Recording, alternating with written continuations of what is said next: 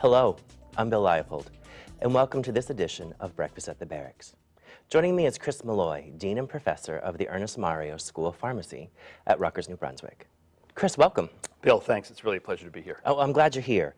I want to jump right in. Your research and leadership has led to medicines dealing with things like oncology, inflammation, and cardiovascular disease. Can you kind of give me a sense in layman's terms, kind of what you do and how that research happens? Yeah. Well, actually, I'm a Rutgers grad, so after my Ph.D., I was able to go to the National Cancer Institute and learn a lot about how medicines are made today, which is really looking at the molecular basis of human diseases. Okay. So we're really trying to understand in drug discovery what are the genes that are involved in certain diseases. And I had the opportunity in several companies to work on projects that targeted certain genes. What the public doesn't understand is it takes really 10 to 15 years to have a new drug product. So it really takes a long time to be working on these to actually have them come to market. I was able to work on several things that were involved in cancer, drugs that block the side effects of cancer chemotherapeutic agents, new drugs for rheumatoid arthritis. It was a really tremendous opportunity for me, and I'm trying to bring some of that knowledge base to Rutgers. One of the things, as I read your bio and as I kind of read through what you do, it struck me that research, especially in the pharmaceutical industry, is a lot about teamwork and a lot about collaboration. Yes. Because most of us kind of think of a person by themselves in solitude in a lab. So can you talk a little bit more about how that research is done with a team? Yeah, well, of course, thinking about creating a new drug, for example, one needs to have biologists that understand the disease process, that actually find the genes that are involved in the disease. One has to work with medicinal chemists and other types of chemists to actually compound a drug and iterate on that drug, change the molecule slightly to manage the properties of the drug. Okay. And then, of course, you have to deal with scientists that actually study clinically how the drug works in the body, both in animal studies first and as well as in humans. So it requires an enormous team. And when you get into a commercial organization like a pharmaceutical company, there's marketing aspects, there's whole commercial aspects to this, regulatory aspects with the Food and Drug Administration. It requires a real skilled team. It requires project champions. And the rewards take a long time. There's a lot of risk involved, too, because most projects fail. So it's a real endeavor that requires a team approach, and interpersonal skills are really critical.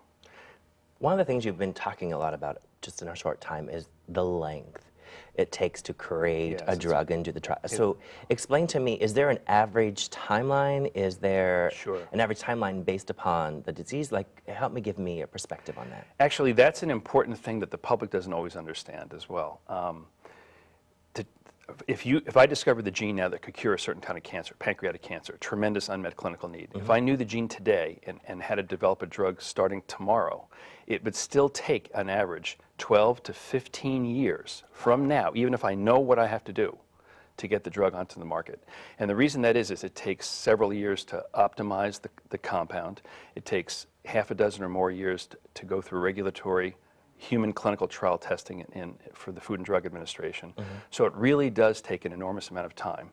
The shortest amount of time that ever happened was in the HIV and the AIDS epidemic, where the drug companies responded very rapidly to understanding how to treat AIDS. And drugs happened, within a decade. But still, it's a long, long timeline. Well, let's talk a little bit about the HIV AIDS, because that was the first thing that was going through my mind. Growing up in the 80s, I remember that there was a lot of push to make sure we could identify kind of what was going on and provide some pharmaceuticals to be able to help with the symptoms and with the disease itself. How far have we come in that area? Actually, well, there's been tremendous strides. It took a while in the 80s. In fact, I was in graduate school at that time, and it was a terrible epidemic. It took a while but very short amount of time compared to what would have happened 50 years before, when we would have taken many, many years to understand that there was a virus causing the disease, and what are the properties of the virus, what are the genetic properties of the virus that could actually identify drug targets that the pharmaceutical company quickly were able to actually make compounds that were active against the HIV virus, and actually allows patients now to be treated with a cocktail that will really, generally speaking, manage the disease. It's not a cure, but it's a long-term management, which is really what we want to do to other chronic diseases as well. This may sound like a strange question, because when you talk about molecular level or you talk about it being identified, how as a scientist do you identify those kind of things? I mean, I wouldn't even know how to begin to do that. Yeah, actually, this is where the whole biomedical industry transits from academia into industry, in that the discoveries about the techniques that you use to identify the molecules involved in disease really were developed in academia by individual academic scientists funded by the National Institutes of Health and other organizations around the world. And then these techniques are translated and adopted by scientists, very good scientists in industry, that allow you to, at the molecular level, using different gene techniques that were developed over the last 40, 50 years, to really understand and pinpoint what precise molecules, genes, are involved in human disease. And it's very complicated. With HIV, it's somewhat simple. It's one virus. The virus has several enzymes that are really critical for its life cycle, and those can be interrupted with drugs. Okay. But for a human disease like Alzheimer's or certain types of cancer, it's likely polygenetic. I mean, there's multiple genes that are mutated, and some of them are subtly different in different forms of cancer. And certainly with Alzheimer's, we actually don't really know the targets yet, even though there's a huge unmet clinical need. And so one develops drugs targeting one molecule at a time. We need to have cocktails of drugs likely in the future, targeted drugs to treat cancers where there might be multiple gene mutations. Okay, great. One of the things that you've been talking a lot about is the ability to do the academic along with the theory, the integration of partners. So from your background, you've had a whole bunch of experiences from academia to management to leadership. How have they kind of prepared you to deal with taking on the dean of pharmacy? Actually, very well. So I think it's as a dean, to run an academic organization, it's a management position in a sense. You're trying to build consensus and teams of folks that can see what you want to do with the school, the strategies we want to have to create an academic program. Most academicians who ultimately take these dean jobs, they're typically rewarded for individual achievement. So academia, to become an assistant professor, to go to associate and full professor, it's really your individual research capabilities that have allowed that to happen. And they don't always see that the team approach is the right way to go. Okay. I think coming from industry, I was able to see this team approach much better, really to be able to help work with people, to bring them together in ways that academics typically don't do. And it's really been a really major help, I think, in my position here. And one of the things you talked about was also trying to work with the industries, especially in New Jersey. So can you talk about some of the ways or some of the projects you have underway with some of the collaborations that you might have out there? Actually, it's a tremendous opportunity coming to Rutgers. We're the only school of pharmacy in New Jersey. We've been for 119 years, the main school of pharmacy. First in Newark, and then it moved to this Piscataway, New Brunswick campus in the 1970s when I was actually a student. All right. I was in the brand new building. What the school has been able to do under the leadership of the previous dean, John Calesi, is really build out 3 different aspects of the School of Pharmacy that really are quite unique compared to other schools around the country. Under Calesi, they built out a tremendous basic science core of scientists. So we're currently ranked 6th in the nation in external funding, research funding from the National Institutes of Health and other institutes that provide research funding for our faculty to investigate cancer prevention, a variety of different diseases. Okay. We've also built a tremendous clinical faculty, so that is doctors of pharmacy that actually work in 15 hospitals around New Jersey that train our students in how pharmacists work today. But the last piece, and the important piece that you're asking me the question about, is the industry component. We have a large fellowship program for now 25 years that has identified doctor of pharmacy graduates from Rutgers and all over the country and allowed them to work on these postdoctoral fellowships in these 15 companies for 1 or 2 years. So we have this incredible base. When students come to Rutgers, they get exposure to research, to clinical pharmacy, and to the industry that's really unparalleled around the country. What I'm trying to do is bring more of the basic scientists to be involved with some pharmaceutical industry research. Okay. And that's very important today in that the large pharma companies, as we read about, are merging and they're downsizing, in response to certain economic pressures. Right. And they need more and more academic interactions to actually foster the next new generation of drugs. And it's important for Rutgers to be a part of that since we're so close to the industry.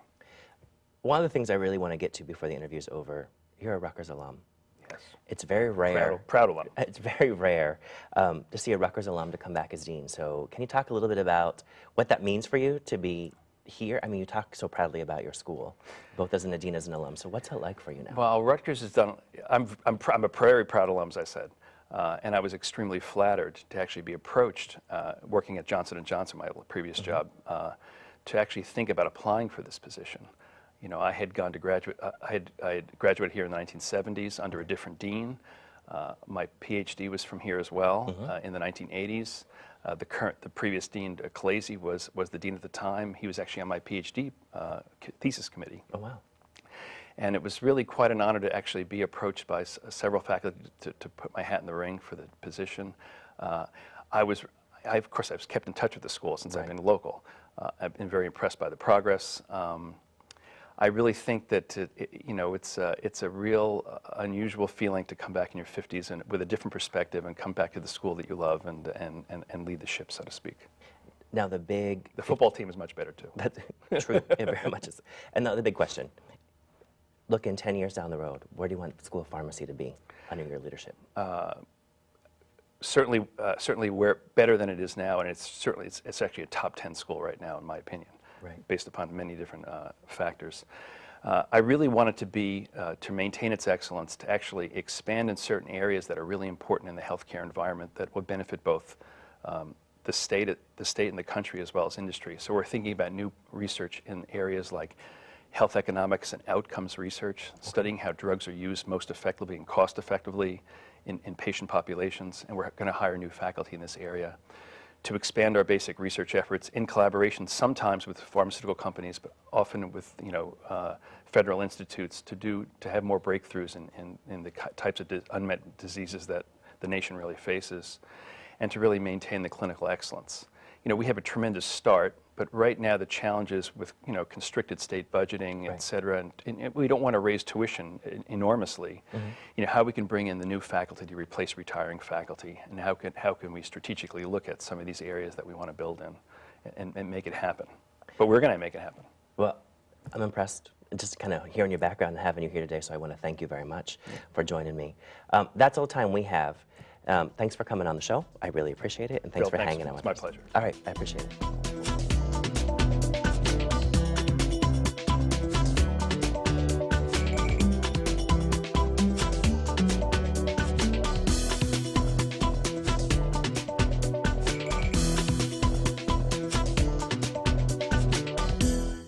Joining me is James Hughes, Dean of Blaustein School of Planning and Public Policy at Rutgers, New Brunswick. Jim, welcome to the show. Thank you. I want to dive right in. You're the director of the Rutgers Regional Report. Can you talk a little bit about what that report's mission is and kind of what it accomplishes? It was created by the central administration at Rutgers about 22 years ago. And it was designed to give Rutgers a more prominent voice in planning and public policy issues, not only in New Jersey, but throughout the broader New York metropolitan region, and also a national voice. And so initially the university funded it. We've had more than 35 studies done on various segments of the economy, demography, and the like of the region. And then about 2 years ago, the Advanced Realty Corporation joined forces with us. They've picked up funding it, and so we're now calling it the Advanced Rutgers Report. And that has really added to the quality in terms of what we can do given the amount of resources that we now have. One of the things that, you know, the nation's been struggling with is this Great Recession. So can you talk to me a little bit of the effect of the Great Recession and kind of how we're going to come out of it, or are we coming out of it?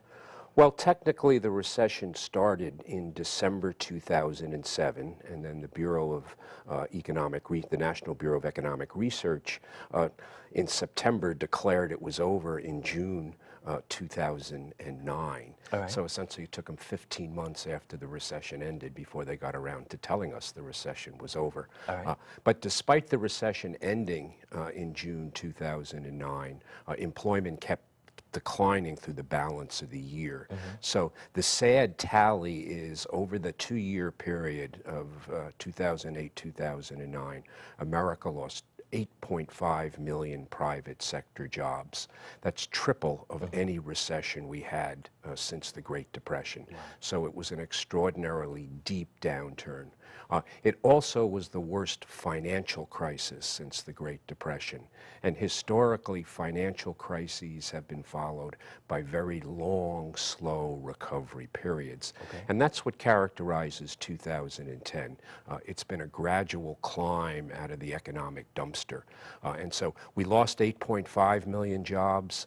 We've added 1 million back so far this year, the first 10 months. All right. So at that pace of growth, it's going to take us until 2014 to get back to pre-recession employment levels. So we have a long way to go. Wow. A lot of folks talk about recession. What makes a recession? Folks talk about this word, but they don't really understand the concept. Well, basically, it is a drop in the output of the U.S. economy, which is generally a long upward trajectory, but occasionally you have setbacks. And basically, there's not a precise definition. Sometimes it's asserted that 2 straight quarters of GDP decline defines a recession. But the National Bureau of Economic Research, their dating committee makes the call, and they just say a long sustained period where economic output and employment decline. And so it's a soft definition, but they're pretty good at it. All right. And you talked about the fact that we started to recover. There's lots of conversation. You talked about the job loss. And there seems to be a lot of impact, especially, you know, in some hard-hit areas, industrial belt, even in parts of New Jersey. Talk to me about how New Jersey's really been hit by the recession. Well, this was an interest. This is a first-time recession in terms of the way it impacted the job market. Traditionally, before this recession, the sectors that got hit hardest were construction and manufacturing. In fact, usually about 80% of the job losses in the 2 preceding downturns were in those sectors. They're the most interest rate sensitive sectors of the economy, and so they get hit very, very hard, and then they lead the recovery afterwards. This time around, it was our first white-collar recession, our first knowledge-based worker recession. And so about 55% of the job losses were in white-collar jobs, compared to about 17% in the preceding 2 recessions. So we're in uncharted territory. And New Jersey is primarily a white-collar state. You know, we have unique concentrations in financial activities, professional and business services, telecommunications, publishing, and the like. And so we saw those sectors get hit pretty hard in there. So we've never had as many white-collar workers downsized out of the economy as they have been this time. We now have a very, very small manufacturing base compared to the nation as a whole. So we're no longer an industrial state. So we did feel it in manufacturing, and we also felt it in construction because home building plummeted.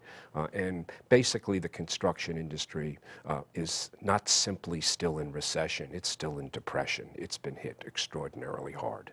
Well, let's talk a little bit about the new construction, the housing. A lot of the media says this was really a housing bubble, a financial crisis. How has the housing market dealt with in New Jersey in some of this area? Well, basically, after the bubble burst, we went into free fall. And 2009 was the worst housing production year in New Jersey since the Great Depression. And 2010 may challenge it as the worst year. We still have a couple months to go before we get the full data for what happened during the year. So it is at levels maybe 25 to 30% of the peak. So very few sectors get hit that hard. So it's suffering right now, and it's going to be a way to go before it gets back on track. Now, you talked about employment. We probably won't get back to about 2014 in some of those standards. Is the housing market on the same kind of trajectory in terms of a 2014 rate, or are they similar in some ways? Well, we had a previous housing bubble, in the late 1980s, and prices had peaked in 1988, and then they plummeted from 88 to 92. But it took us until 1998 to match the peak of 1988. So if housing prices peaked following that model in 2007, we're looking at maybe 2017 before prices go back to where they were. So that's pretty far away. That is pretty far away. One of the things I also want to talk about, besides being a nationally recognized researcher, you're also the dean of the Blaustein School. So can you give me some insight of kind of what your goals are with the Blaustein School and kind of what's happening right now that folks may not be aware of? Well, we're a relatively young school created in 1992, named after Edward J. Blaustein, the 17th president of Rutgers, who passed away in 1989, but had an 18-year tenure as president, which is quite long. And his signature achievement was getting Rutgers into AAU, the Association of American Universities. And he was devoted to public policy, and so it was really appropriate for the school to be named after him. Our goal is to really be in the top tier of planning and public policy schools in the United States. We're almost there. Our planning program was ranked 4th in the country, and we're hoping to maintain that rating. We are also, we want to be a key center for public policy and planning research, and we are. We do about $20 million of contract research per year. And when you only have 35 faculty, that's a pretty good track record. So they make major contributions to cutting-edge research. And they're also on the cutting edge of public policy in terms of all the public policy debates that exist within the state of New Jersey, as well as the nation as a whole. Let's talk about planning for a little bit. I don't think folks really understand kind of what the research around planning is. So you can talk to us a little bit about what the planning... Well, planning has many dimensions. There's traditional land use planning, which does master plans for communities, zoning ordinances to implement the master plan, and the like. And that's a fairly big business in New Jersey. Most communities have a town planner. There's a whole series of consulting operations that work on master plans, housing plans, and the like. But then you have a whole range of other planning concerns. We have a fairly significant transportation planning group. We do significant transportation research for the New Jersey Department of Transportation, for the Federal Transit Administration in Washington. Workforce development is another area of planning, planning for the workforce of the future. We have community development planning, working with community groups to try and improve our distressed communities. It's just a whole range of various issues, and also in terms of health planning. So whatever type of area there is a planning dimension, there's a public policy dimension, and that's sort of the cutting edge that we focus on. Now, you talked a little bit about this, but I want to get more in depth, and that is kind of partnering with the state of New Jersey. Can you explain to me kind of how Blaustein kind of works with the state of New Jersey, whether it would be in advising, being active with New Jersey, or doing research for the state of New Jersey? Yeah, we consider ourselves sort of the go-to guy for the state of New Jersey. When there's help needed in a specific area, we have the expertise. The Department of Transportation wanted work done on pedestrian safety, bicycling, and the like. They turn to us. If there's a question on the state economy and the like, they'll turn to my colleague Joe Seneca and myself, and we'll help them deal with that. We would do testimony before various budget committees and the like on the state of the economy. But we also work closely with the Department of Labor. Our Workforce Development Center considers themselves the research arm of the Department of Labor. And a whole range, Department of Community Affairs, Department of Health. We have a survey research center which does a lot of their required work and the like. So virtually every department of state government has some linkage to the Blaustein School or some of the faculty and staff of the Blaustein School. Now, for the most part, education is a little separate for some politics. So does the school's collaboration with the state change significantly with the change in administrations or a change in state heads or agency heads? Yeah, there's always some change in there, but it's not due really to politics per se or political perspective. It's that emphases will shift or budget priorities will shift within administration. So you get some change there. Currently, it's the entire budget situation that dominates. But you know, we try to do objective research, and what we do before we take a contract or work with the state is, you know, we're going to do as competent a job as we can do, but the results are going to be what the results are. And so you may not like them at the end of the day, but that's what they're going to be. We're not going to fudge any of the numbers for political purposes. Let's talk about a little bit the budget. We talked about the economy. We talked about housing in New Jersey. The budget is a large conversation in terms of kind of $9 billion in debt, lots of conversations going on. what are some of the key ways for potentially the state to come back and kind of really look at that and examine it in a different way? Well, there are no easy ways. It took us 10 years to dig ourselves into the budget hole that we're in. And this was a bipartisan effort over the past decade. And right now, we just face a whole range of dilemmas. We've pushed tax rates up to the maximum, which has hurt the economy in terms of our competitiveness compared to Pennsylvania and some of our neighboring states. So there's not much wiggle room there for increasing taxes. We've cut programs and the like. We've cut higher education. We've cut K-12 education. And that's been a very painful process. But I think going forward, again, no easy solutions. There's no silver bullets. It's just going to be pain all around going forward for the next several years. Wow. In our last few minutes, what is your vision of Blaustein over the next 5 to 7 years? If you had to look in the future, what do you want Blaustein to be? Well, number one, we have to rebuild the school, I think, in terms of faculty. You know, as the rest, we're similar to the rest of higher education. We have a number of faculty members, you know, in their late 50s and 60s. These are very dynamic individuals, and I hope they don't retire because they are extraordinarily productive. But eventually, we're going to have to replace them and develop a new generation of leaders within the school. So that's high on our agenda, and we're doing that. But we really do want to maintain the stature that we've achieved. We want to increase our voice in all of these public policy issues. And that means developing new faculty that have the expertise, have the competence, and people have confidence in them in terms of when they do an analysis, they know what they're doing, and they're giving good public policy and planning advice. But we really want to maintain our position really as public policy central for the New York region. And actually that's part of our mission and part of our building.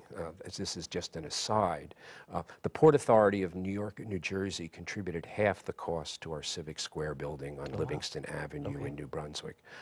But as part of that, we had an obligation to actually serve as public policy central. So we have a 155-seat special events forum that they funded, and that was to be the place where the key public policy and planning discussions of the region would take place.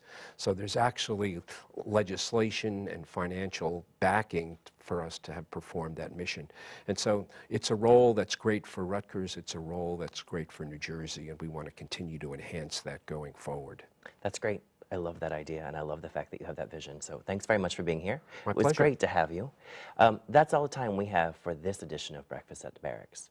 For more information about any of the subjects we discussed here today, please visit our website at rutgers.tv. For all of us at the Rutgers Division of Continuing Studies, I'm Bill Leipold, and thank you for watching.